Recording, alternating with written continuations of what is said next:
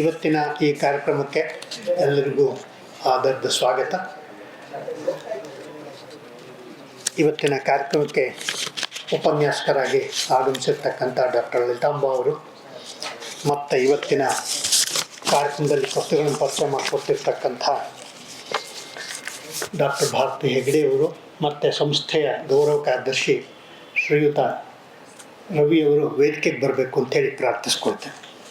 ಮೊದಲನೇದಾಗಿ ಇವತ್ತಿನ ದತ್ತಿ ಉಪನ್ಯಾಸಕ್ಕೆ ಉಪನ್ಯಾಸಕರಾಗಿ ಬಂದಿರತಕ್ಕಂಥ ಡಾಕ್ಟರ್ NR ಲಲಿತಾಂಬ ಅವರಿಗೆ ಮಿಥಿಕ್ ಸೊಸೈಟಿಯ ಪರವಾಗಿ, ರವೀಂದ್ರನಾಥ್ ಅವರ ಕುಟುಂಬದ ಪರವಾಗಿ ಮತ್ತು ತಮ್ಮೆಲ್ಲರ ಪರವಾಗಿ ಆದರದ ಸ್ವಾಗತವನ್ನು ಬಯಸ್ತೇನೆ. ಮತ್ತು ಇವತ್ತಿನ ದಿನ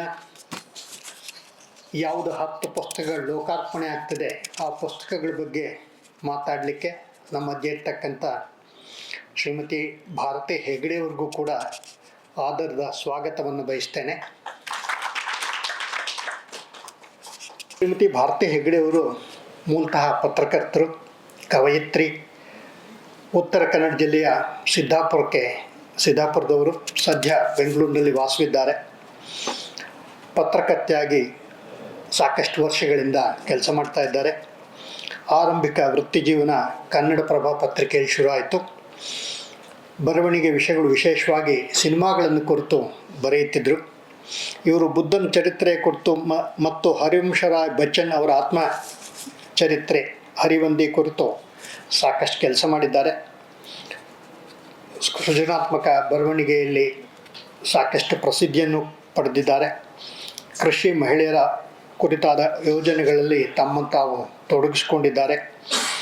ನಾಟಕ, ರಂಗಭೂಮಿ ಕ್ಷೇತ್ರಕ್ಕೂ ವಿಶೇಷವಾದಂಥ ಸಂಬಂಧ ಹೊಂದಿದ್ದಾರೆ.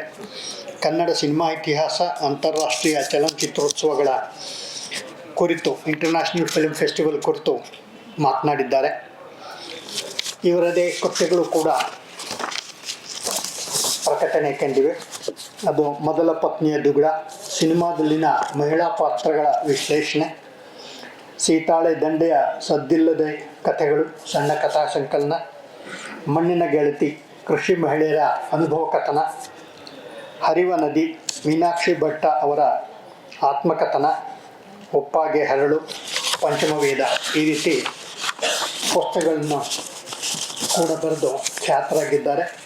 ಇವತ್ತಿನ ದಿನ ಅವರು ನಮ್ಮ ಆಹ್ವಾನಕ್ಕೆ ಒಪ್ಪಿಕೊಂಡು ಬಂದಿರುವಂಥದ್ದು ಅತ್ಯಂತ ಸಂತೋಷ ಸಂಗತಿ. ಮತ್ತೊಮ್ಮೆ ಮಿಥಿಕ್ ಸೊಸೈಟಿ, ರವೀಂದ್ರನಾಥ್ ಅವ್ರ ಕುಟುಂಬ ಮತ್ತು ತಮ್ಮೆಲ್ಲರ ಪರವಾಗಿ ಅವರಿಗೆ ಆದರದ ಸ್ವಾಗತವನ್ನು ಬಯಸ್ತೇನೆ.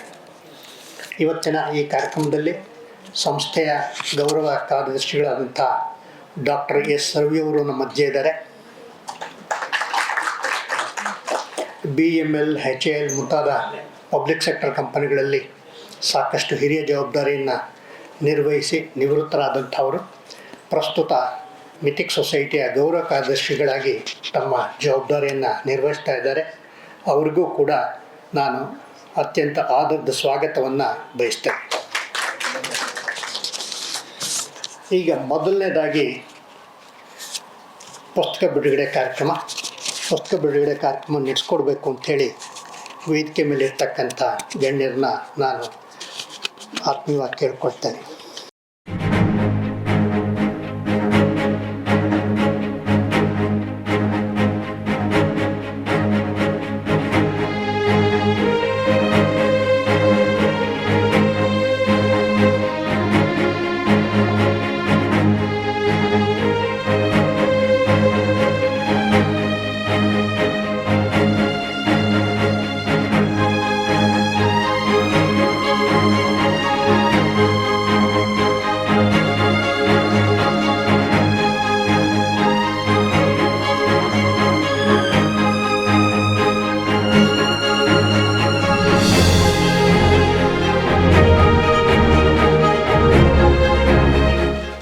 ಪುಸ್ತಕಗಳನ್ನು ಲೋಕಾರ್ಪಣೆ ಮಾಡಿದಂಥ ವೇದಿಕೆ ಮೇಲಿದ್ದಂಥ ಗಣ್ಯರಿಗೆ ಧನ್ಯವಾದಗಳು.